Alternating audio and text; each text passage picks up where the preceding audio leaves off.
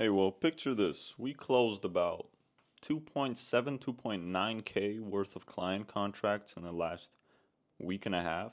And honestly, most of the effort came from finding people that actually needed something instead of peddling something to people who don't. And that's the fundamental of business everybody understands super clearly. But what people fail to understand is that if you don't have sales skill, you're going to have a very difficult time trying to convince people that you do, in fact, have their very best in mind. And the issue with sales skill is that it's misunderstood to the point where people think pitching the features, pitching the accessibility of their product, especially in the online world, is what will get people to say yes. It's how people feel about doing business with you. You see, when you work all of the time, or you work most of your waking hours, a real Elon Musk kind of living, people notice that energy. They feed off of it. They see how serious you are about your own personal commitment, and from that, they can make a very well informed decision about what kind of commitment you're ready to make for them. They start to feel like they are, in fact, in safe hands. And that safety, that reassurance, that soft pillow, that fall of theirs that you'll catch somewhere along the way is what really gets people to want to buy from you. And in order to do that, you need to know that you're the product. If they wanted a website, if they wanted AI automations, if they wanted a specific catered info product, they would have gone looking for it. You see, 90% of people don't actually know what they want. They have a general idea of the success metric, where they'd like to get to, but they have very little understanding of what it takes to get there. And you, as the person with experience, are supposed to pave them that path, play the role of Gandalf as he did for Bilbo and Frodo. See, he did it for two clients. It's a repeated process, and you get to do the exact same thing.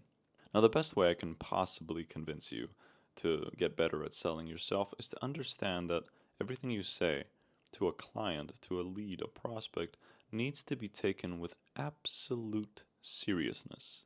You have to be sincere to the point where every single word hits a certain muscle in their brain, hits a certain nerve in their brain, gets it fired up, the dopamine flowing through all the right veins and none of the wrong ones. And you have to be humorful to some degree. They need to understand that under all that seriousness is just somebody who really cares about what they do. And people that care are not going to try to come off all professional and Deloitte level. We're not that. And neither am I.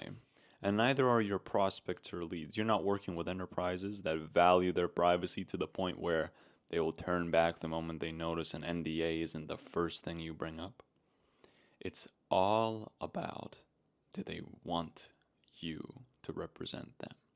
Because the work you do for them, even though your face might not be plastered on it like on a billboard, it still represents the quality of their decision making. So they expect quality in your work. They expect you to have done this before.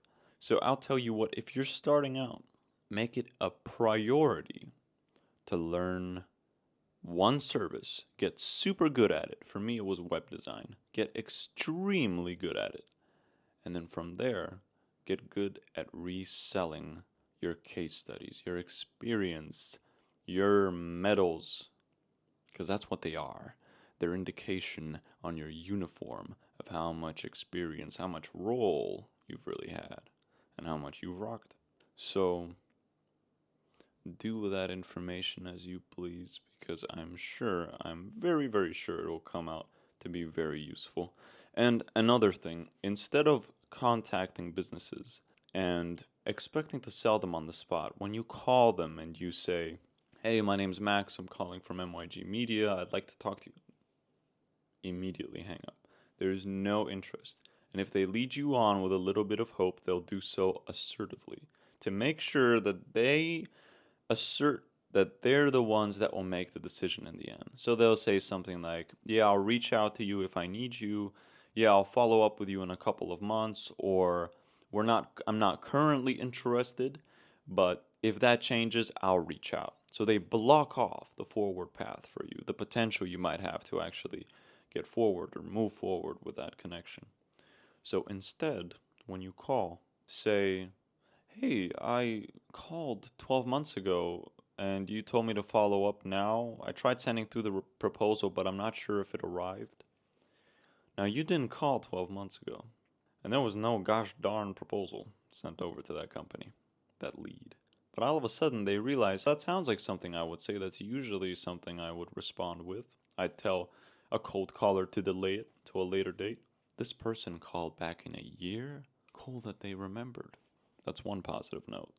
And the second is, you sent over a proposal, but got no response. Now, people that are serious about business, they usually are quite formidable in the way they handle their email inboxes. So they might check. They might say, hey, from what email? And from there, the conversation starts to move forward. Maybe not about selling the product, but it's a connection being made. You did something that they did not witness, but they have no way of disproving it, and they're far more likely to believe it.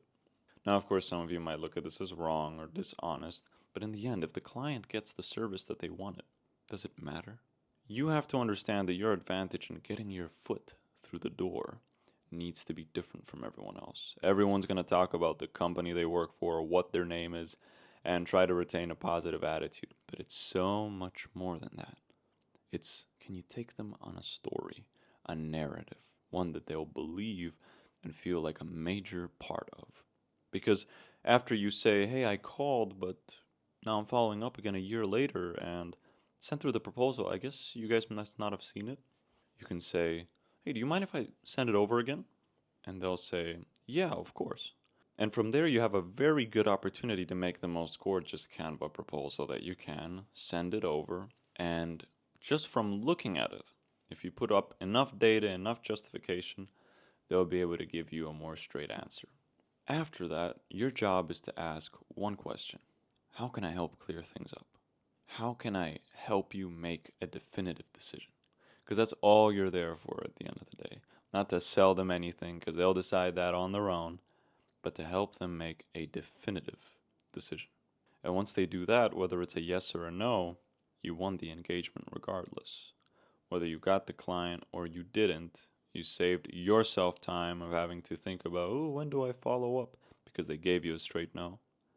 Or you got the client, in which case, congratulations, you played your cards well.